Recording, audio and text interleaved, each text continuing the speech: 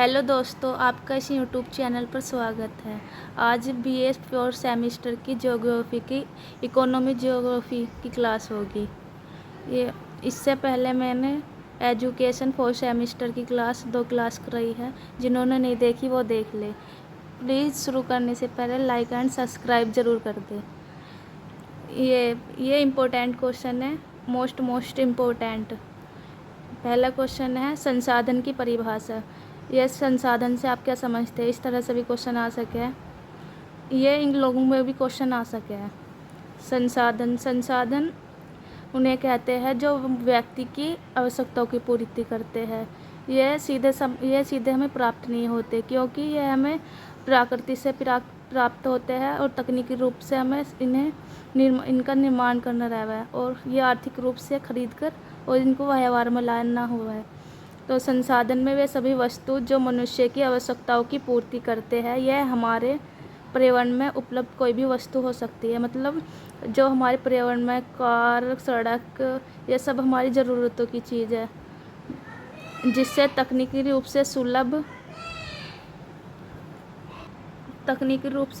यानी तकनीकी रूप से ठीक रह जाते हैं। मतलब सुलभ उनकी जो मिश्रण रह है उनको निकाल के उनका निर्माण किया जाए, आर्थिक रूप से खरीद कर व्यवहार में, और संस्कृति रूप से स्वीकार्य। मतलब संस्कृति में उसके स्वीकार कर बनाकर मनुष्य अपनी ज़रूरतों को पूरा करते हैं। नंबर 2 क्वेश्चन है। नंबर 2, आर्थिक भूगोल की परिभाषा।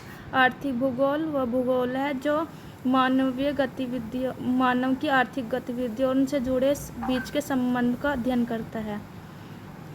जैसे आर्थिक भूगोल मानव भूगोल की वह शाखा है जो पृथ्वी की सतह पर मानव की आर्थिक गतिविधियाँ मतलब गतिविधि तथा उनसे जुड़े स्थानों के बीच संबंध का अध्ययन करती है। इसमें उत्पादन, जैसे कृषि में चने का जब चना जैसे अब वितरण, जब चने को बाज़ार में बेचा जाएगा और लोग इसे खरीदेंगे तो वितरण है। विनिमय मैन्युफैक्चरिंग, जैसे सड़क का निर्माण, बांध का निर्माण, ये मैन्युफैक्चरिंग में है। और उपभोग जैसे क्षेत्र में प्राकृतिक और मानवीय कारकों के प्रभाव का अध्ययन शामिल है। यानी जैसे प्राकृतिक और मानवीय कारकों के प्रभाव का अध्ययन करके आर्थिक भूगोल का अध्ययन करते हैं। नंबर 3, आर्थिक क्रिया की परिभाषा। यह क्वेश्चन इस तरह आ सकता है, आर्थिक क्रिया से आप क्या समझते हैं? आर्थिक क्रिया वह मानवीय गतिविधि है जिसमें व्यक्ति, कार्य और गतिविधि आय का आर्थिक क्रिया वह कार्य है या गतिविधि होती है जो आय को प्राप्त करने, उपभोग करने या निवेश करने के लिए की जाती है। यानी आर्थिक क्रिया से जो पैसा प्राप्त होगा उसे निवेश करेंगे, उपभोग के लिए वस्तु खरीदेंगे, जैसे जो किसी उत्पाद या सेवा के निर्माण, वितरण या बिक्री से संबंधित होती है। यानी सेवा के निर्माण तथा वितरण में मतलब बाजार में लोग चीज़ों खरीदेंगे तो वितरण में आएगा, बिक्री से संबंधित होती है। इसकी गतिविधि का मुख्य लक्ष्य आर्थिक लाभ प्राप्त करना होता है। मतलब आर्थिक क्रिया का मतलब होता है काम करके अधिक से अधिक लाभ प्राप्त करना, जिससे व्यक्ति अपनी और अपने परिवार की आवश्यकताओं को पूरा कर सके, जिससे व्यक्ति अपनी आय प्राप्त करके अपने परिवार की आवश्यकताओं को पूरा करता है। ये क्वेश्चन नंबर 4 है, आर्थिक संगठन क्या है? या आर्थिक संगठन से आप क्या समझते हैं? इस तरह से भी क्वेश्चन आ सकता है। या आर्थिक संगठन को परिभाषित कीजिए, इस तरह से भी आ सकता है। आर्थिक संगठन एक बड़ी इकाई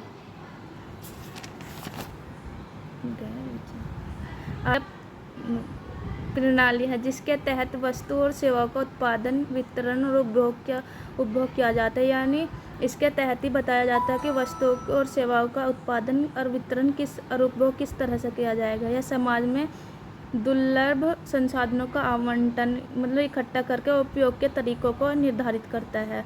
यानी उपयोग के तरीकों को बताता है कि इन बेकार संसाधनों का क्या करना है। दूसरे शब्दों में यह नियमों और रीति रिवाजों, कानून, संस्थाओं का एक समूह होता है। यानी यह जो आर्थिक संगठन है एक संस्था है जो बताता है कि वस्तुओं का उत्पादन, सेवा और वितरण और उपभोग किस तरह से होगा, जो यह निर्देशित करता है कि एक अर्थव्यवस्था कैसे काम करती है। ये क्वेश्चन नंबर 5 है। कृषि भूमि के उपयोग की समस्या बताइए। यह आ सकता है कृषि भूमि के उपयोग की समस्याओं का वर्णन कीजिए। इस तरह से भी क्वेश्चन आ सकता है। इसका आंसर है नंबर 1, बढ़ती जनसंख्या का दबाव। यानी जो कृषि भूमि योग्य क्षेत्र है उन पर जनसंख्या बढ़ने के कारण उन पर जनसंख्या का दबाव बढ़ गया, यानी उन्होंने अपने घर बना लिए, उद्योग खोल लिए।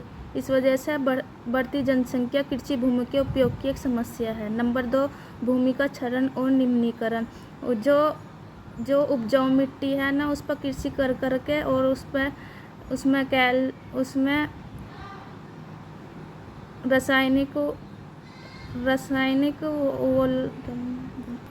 रासायनिक दवाइयों और सिंचाई कर करके इसका भूमि का क्षरण और निम्नीकरण हुआ, जिससे कृषि भूमि उपयोग के लायक नहीं बची। नंबर 3, सिंचाई की समस्या।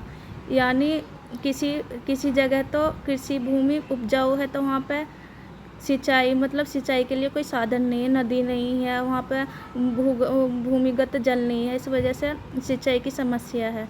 नंबर 4, छोटे और खंडित क्षेत्र।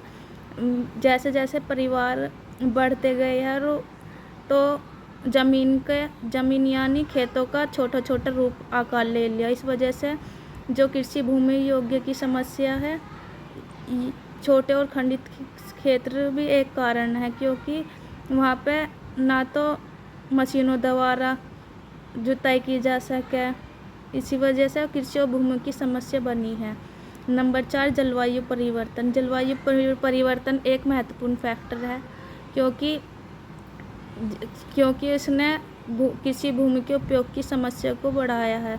बाढ़, सूखा और सुनामी जैसे कारक कृषि भूमि उपयोग की एक समस्या है, जो जलवायु परिवर्तन के अंतर्गत आते हैं। नंबर 4, शहरीकरण। कृषि यानी जमीन उपजाऊ ना होने के कारण लोग शहरीकरण के ओर गए हैं, और वहीं पर जो उपजाऊ क्षेत्र है वहाँ पर शहर अपने घर बनाकर वहीं निवास करने लगे और उद्योग का निर्माण करने रहते हैं। इसी वजह से शहरीकरण एक महत्वपूर्ण फैक्टर है भूमि कृषि उपयोग की समस्या। आज इतना ही है। कल भी एक लेक्चर आएगा। प्लीज़ जो लाइक एंड सब्सक्राइब नहीं किया वो कर दे और कमेंट्स में बताए अगली वीडियो के लिए लाए या नहीं।